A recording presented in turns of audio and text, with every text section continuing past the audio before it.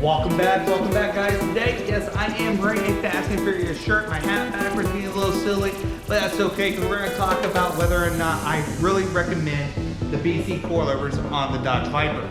So guys, we're going to talk about the install, we're going to talk about a lot of things, and I'm actually going to be showing you what the car's like when you drive it. I did try to do this video actually yesterday driving the vehicle, but you can't hear me. Obviously, the window's down, top off. Yeah, it's very difficult. So today I'm doing a different video. So I'm gonna put this one on top of the other one so you can actually see how the car rides and see more of the realistic aspect, whether or not it's the right thing to do for your vehicle. So let's dive into it right now.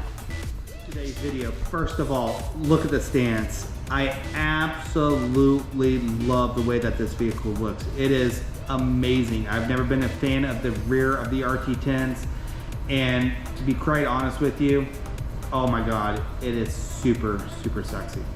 So let's go ahead and dive into today's video. As you guys know about, we're gonna talk about whether or not I truly recommend the BC Coilovers. As far as the install goes, yes, I do. I mean, the BC Coilover is a true bolt-on part. Very, very easy to do. It's not difficult. As long as you have the ability to easily remove the end links, yeah, this job is super, super, super, super easy. But I had trouble on the driver's side with the end links that did not want to come off. They were seized on, so that took some time to remove, almost an hour and a half. We had to use C-clamps, we had to use wood, we had to use a rubber mallet and a jack just to be able to get it off. Once we were able to get it off, we got everything out, the shock body, everything was super easy. The passenger side was super easy. The end links in the rear were super easy. So all of them were super easy to remove. Installing the new coilovers from BC Coilover was super easy. Now, when you actually have to put the end links back in, the front were super easy. The rear was a pain in the ass. Again, I highly recommend every single person buying the front and rear end links. You'd rather have them than not have them. I didn't know mine was bad. We took off my tires. They were completely destroyed. They were 25 years of age. Yeah, so they were completely garbage. So we couldn't reuse them. So we might as well just leave it on car jacks for about a week and a half until the new ones come in. The fronts bolted right in. It was super easy to do. The rears were more difficult. One of my friends texted me, he said, be careful. They're known to strip in the rear. You have to use a little bit of an L key, Allen key in the back to put inside the bolt to keep the bolt from spinning. And then the nut will actually, go on like it should, right? However, the easiest way to do that is don't use the Allen key, get a different bolt, or actually a different nut, and use a different nut that will easily go on. I felt that the passenger side was stripping. I had a friend over. We had two friends over actually, and we were installing them, and I was like, look, this seems like this is starting to strip. I don't want to go any further. Let's take it off. One of my other friends got underneath the car, thought he was Hulk Hogan, and yeah, he did it to a point that it stripped like almost at the very end. So we couldn't even use it. We had to then take it off. It took us like 2 hours to get that bolt off. Yeah, so it wasn't very fun at all. So yes, that can happen. So don't think that it can't. Use the right bolts. If they're hard to go on, don't use them. Get the ones that are easy. You can use locking nuts to make sure they're locked in there good if you're concerned about it. It shouldn't be that difficult to put on, but the rears were, so definitely think about changing the type of nut that you're using. Don't use the one that came in the kit. Save yourself some time, go to the auto store, get one that actually goes on relatively easy. Now, with that being said, once you get this on, this is the final stance of the vehicle.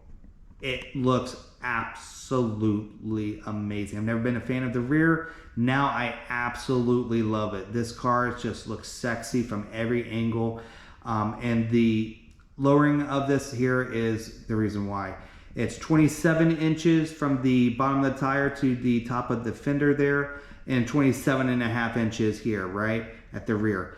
Now from the bottom to the very top of the car now is 42 inches in height. Guys, this car is low. From the factory, it's 43.9. So right under 44 inches. So it dropped nearly 2 inches with the BC Coilovers. I did get an alignment. Okay, so we did that right away because I have very expensive Pirelli P0s on here, which I don't want to go through. I mean, these were very expensive tires. I can't wait for Michelin to start making new batches so we can have that when these go bad. So as you guys can see, me driving the vehicle, you can kind of see how the car is, right? It is a little bit more bouncier, okay, than the stock, but not by much. So would I say it's better or worse? I say it's really close to the same. I know Nolan Motorsports said the same thing in his video. I'm saying it in this video. But there's a lot of benefits to it, right? A, these cars are old, so they probably need updated suspension anyway. But B, this is where I've noticed it more than anything. Now the car grabs 100% better. So beforehand, it did a lot of wheel hopping. If I really get on it, now it will actually sit and take off. So this car is actually amazing. It sits, squats, and it will just go. Before it did more of a wheel hopping in the back. So I credit that to the suspension and the end links being done here. As far as the overall stance, it's absolutely gorgeous. The ride quality, it would be, I would say, a little bit more stiff. Now, again, you have your settings. This is set at 15. So if I wanted it to be softer than what it was before, I can adjust it down, and it will probably be less bouncy. But I mean, it's not anything that was hard. People talked about the BC Coilovers being very bouncy. No matter what setting you are, it's very hard ride. It kills you getting in and out of the vehicle. And from my experience so far, that is not true. I think there's a lot of folktale, just like everything else. People have their opinions on these cars, saying the Viper's garbage, it's the XYZ. You know, if you hear it, you start believing it, and then you just discredit it, right? And again, that's not true about the Viper. So with that being said, the BC Coilovers, yeah, they're an entry-level coilover, right? I mean, it's $2,000. Back in the day, without, you know, the inflation, it'd probably been $1,200. But with inflation and everything, they're nearly $2,000. The end links were another, you know, close to $200, maybe $300.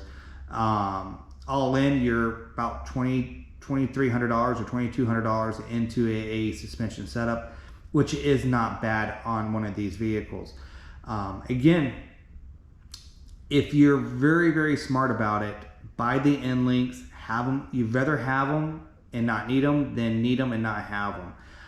Again, far as the overall appearance, you can't beat this. I mean, this is factory setting from BC Coilover, okay? So I didn't lower it anything. This car has, the way it is, it could possibly drop maybe a ½ inch over a period of time, which if it does, it does, and if it doesn't, it doesn't.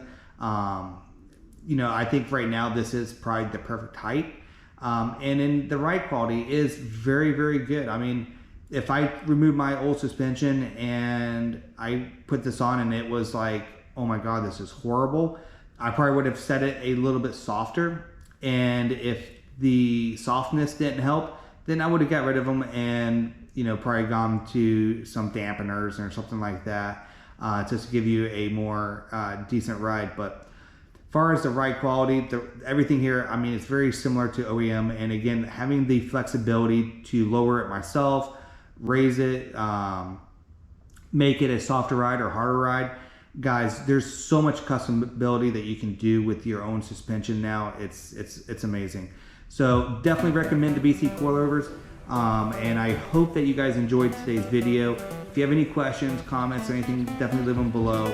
But for the dollar amount that you pay for this here, it's a no-brainer. Go ahead and update your suspension, especially if you're running on an old suspension. It does make a difference. And again, it improves the looks of your vehicle. Thanks for watching this video as always, guys. Take care and God bless.